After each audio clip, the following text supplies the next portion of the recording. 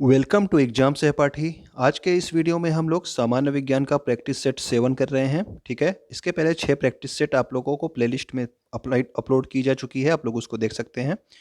तो आइए पहला क्वेश्चन देखते हैं। ट्रांसफार्मर की खोज किसने की थी? तो ट्रांसफार्मर की खोज आपसे पूछी गई, किसने की थी? स्प्रिंगलर, जी मार्कोनी, माइकल फेराडे या फिर वाल्टर हंट। तो इसका जो सही आंसर हो जाएगा वो हो जाएगा आपका माइकल फेराडे। ठीक है, तो माइकल फेराडे ने ट्रांसफार्मर की खोज की थी। और ये भी एक क्वेश्चन आपसे पूछा जाता है कि जो आपका ट्रांसफार्मर होता है ये किस सिद्धांत पे कार्य करता है? तो ट्रांसफार्मर आपका किस सिद्धांत पे कार्य करता है? तो ट्रांसफार्मर विद्युत चुंबकीय प्रेरण के सिद्धांत पे कार्य करता है। ओके, तो ये वाला भी क्वेश्चन आप याद रखना। अगला है क्वेश्चन नंबर 2। चुंबकीय प्रेरण का एसआई मात्रक क्या होता है? तो चुंबकीय प्रेरण का एसआई मात्रक आपसे पूछा गया है। ठीक है, तो ये होता है आपका टेस्ला। टेस्ला का नाम आपने सुना होगा। ये किसका मात्रक होता है? ये होता है आपका चुंबकीय प्रेरण का मात्रक। ठीक है ना। अगला है क्वेश्चन, क्वेश्चन नंबर 3 है। एप्सम का औद्योगिक नाम क्या है? तो एप्सम जो होता है, एप्सम लवण आप बोलते हो। ठीक है, इसका औद्योगिक नाम क्या है? Magnesium sulphate, ferrous sulphate, lead oxide या फिर लेड परऑक्साइड। तो इसका जो सही आंसर होता है वो होता है आपका मैग्नीशियम सल्फेट। आप लोगों ने सेंधा नमक जो है देखा होगा, ठीक है ना। तो जो आप सेंधा नमक बोलते हो वो आपका क्या होता है? उसका औद्योगिक नाम आपका एप्सम ही है। वो क्या होता है? मैग्नीशियम सल्फेट ही होता है। ठीक है ना। ये भी आपका एक लवण होता है। MgSO4.7H2O इसका जो है फॉर्म होता है और इसको हिंदी में सेंधा नमक के नाम से जाना जाता है आपका एप्सम को। ओके, तो ये मैग्नीशियम सल्फेट होता है। क्वेश्चन नंबर 4 पे आते हैं। हथेली में पाई जाने वाली हड्डी का क्या नाम है? तो हथेली में आपकी हड्डी पूछी जा रही है, हथेली में कौन सी हड्डी पाई जाती है? तो ये कौन सी हड्डी है? ह्यूमरस आपकी पैर की हड्डी होती है। रेडियो अल्ना भी आपकी नहीं है। कार्पल्स क्या होती है? ये आपकी कलाई की हड्डी होती है। ठीक है ना। तो जो आपकी हथेली में हड्डी पाई जाती है वो होती है आपकी मेटाकार्पल्स। ठीक है, तो मेटाकार्पल्स ये आपकी कौन सी हड्डी होती है? ये आपके हथेली में पाई जाने वाली हड्डी है। ठीक है ना। तो हथेली में 5 जो है मेटाकार्पल्स, 5 अस्थियां पाई जाती हैं जिन्हें हम क्या कहते हैं? मेटाकार्पल्स। और जो कलाई में 8 छोटी छोटी हड्डियां पाई जाती हैं इनको क्या बोलते हैं? तो इनको कार्पल्स बोलते हैं। ठीक है ना। तो कार्पल्स आपके कलाई में हैं और मेटाकार्पल्स आपके हथेली में पाई जाती हैं। ओके, नेक्स्ट है हमारा क्वेश्चन नंबर 5। किसी व्यक्ति का पूरा प्रतिबिंब देखने के लिए एक समतल दर्पण की न्यूनतम ऊंचाई कितनी होनी चाहिए? तो ये आपको बताना है, यानी कि अगर कोई व्यक्ति यहाँ पे खड़ा है, ठीक है ना, ये अपना जो है शीशे में अपना पूरा जो है फिगर देखना चाहता है, मतलब कि पूरा जो है इसका प्रतिबिंब ये देखना चाहता है। तो शीशे की ऊंचाई कितनी होगी? तो शीशे की ऊंचाई आप याद रखना कि जितनी इसकी लंबाई होगी, व्यक्ति की लंबाई, उसके आधे ऊंचाई का अगर शीशा इसके पास है, ठीक है, यानी कि व्यक्ति जितना लंबा है उसके आधी ऊंचाई का अगर शीशा इसके पास है तो इसका जो है पूरा प्रतिबिंब उसमें दिख जाएगा। ठीक, तो व्यक्ति की जो ऊंचाई होती है उसकी आधी जो है अगर शीशे की लंबाई है तो आप व्यक्ति का पूरा प्रतिबिंब जो है उसके दर्पण में दिखेगा। ठीक है ना। तो ये भी आप याद रखना कि व्यक्ति का पूरा प्रतिबिंब देखने के लिए जो समतल दर्पण की न्यूनतम ऊंचाई होती है वो व्यक्ति की ऊंचाई की लगभग लगभग नहीं, व्यक्ति की ऊंचाई की आधी होनी चाहिए। ठीक है ना। तो ये आप देख लेना। अगला है क्वेश्चन, क्वेश्चन नंबर 6। चींटियों के अध्ययन को क्या कहते हैं? तो चींटियों का अध्ययन क्या होता है? तो मर्मिकोलागी लाजी, हर्पेटोलॉजी, निमेटोलॉजी या फिर नीडोलॉजी। तो जो चींटियों का अध्ययन होता है वो होता है आपका मर्मिकोलॉजी। ठीक है ना। तो ये वाला क्वेश्चन आपसे एग्जाम में एक बार पूछा गया है, तो याद रखना इसको कि चींटियों का अध्ययन होता है मर्मिकोलॉजी। अगर आपको पता हो कि कीटों के अध्ययन को क्या कहते हैं, ठीक, कीटों के अध्ययन को क्या कहते हैं, तो आप कमेंट करके बताइएगा कि कीटों का अध्ययन क्या कहलाता है।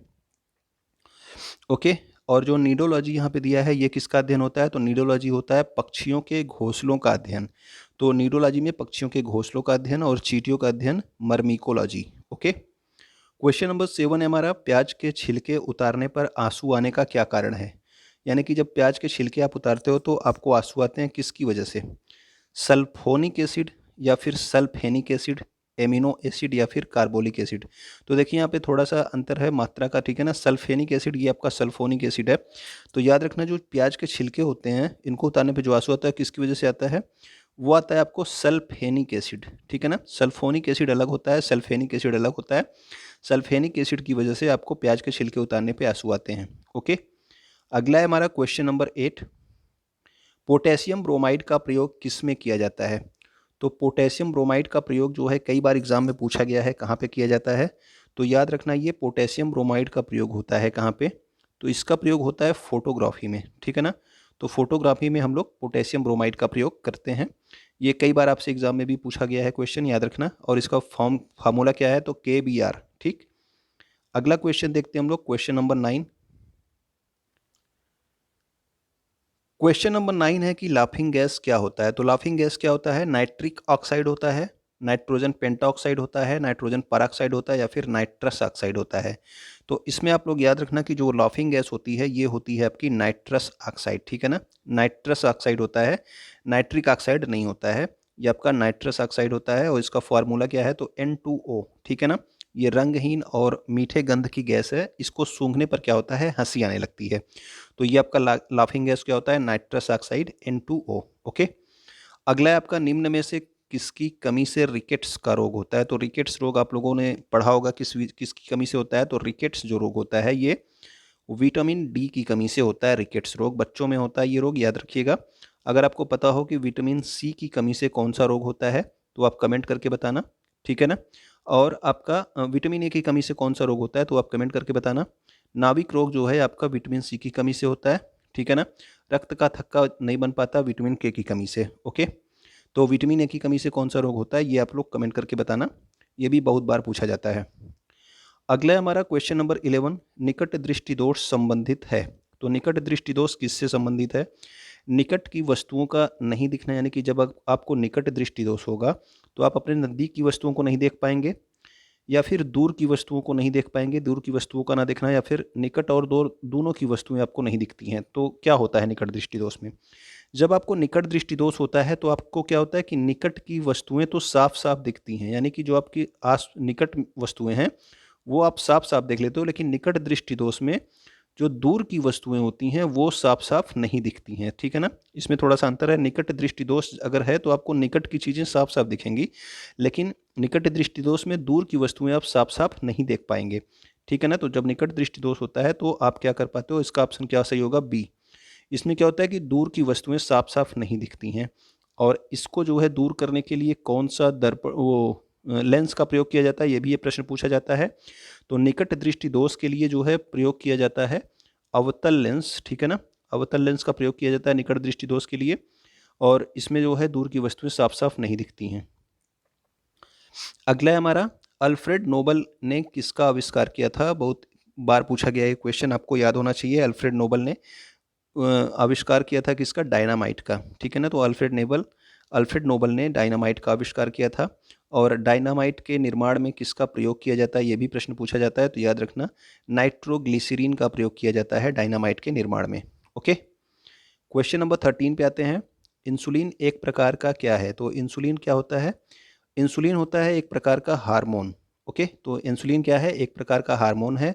और एक क्वेश्चन आपसे पूछा जाता है कि इंसुलिन कहाँ से स्रावित होता है, यानी कि कहाँ से ये स्रावित होता है, तो ये कहाँ से स्रावित होता है, अग्न्याशय से, ठीक है ना। अग्न्याशय से ये स्रावित होता है आपका क्या, इंसुलिन। और ये क्या है, एक प्रकार का हार्मोन है, ओके।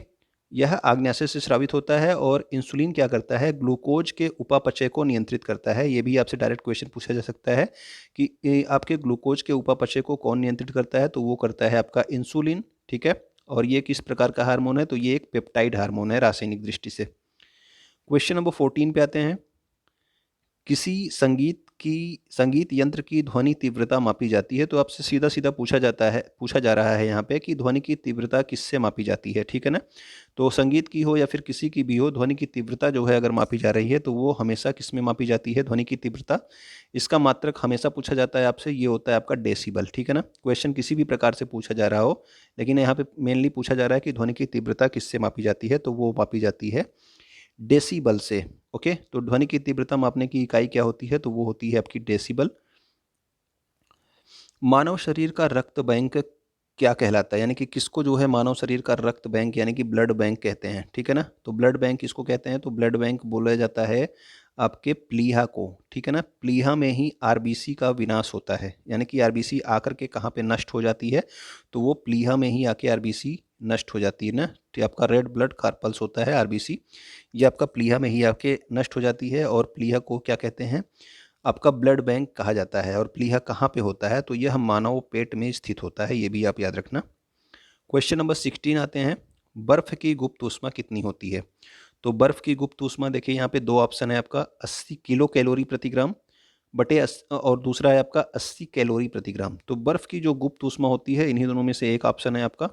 तो ये आप याद रखना कि ये किलो कैलोरी नहीं, 80 कैलोरी प्रति ग्राम होती है आपकी बर्फ की गुप्त ऊष्मा। ओके, याद रखना आप, बर्फ की गुप्त ऊष्मा कितनी होती है? 80 कैलोरी प्रति ग्राम। ये डायरेक्ट को आपसे क्वेश्चन पूछ लिया जाता है बर्फ की गुप्त ऊष्मा से संबंधित।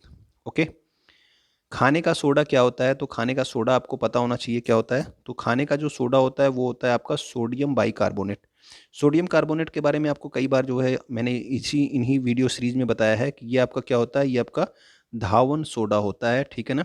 धावन सोडा होता है आपका सोडियम कार्बोनेट, और जो आपका खाने का सोडा है ये आपका क्या होता है? Sodium bicarbonate. ओके, तो याद रखना सोडियम बाइकार्बोनेट आपका खाने का सोडा है, और इसका फार्मूला भी आपसे पूछा जाता है NaHCO3, ठीक है ना। तो NaHCO3 इसका जो है फार्मूला है सोडियम बाइकार्बोनेट का, इसी को खाने का सोडा भी कहा जाता है।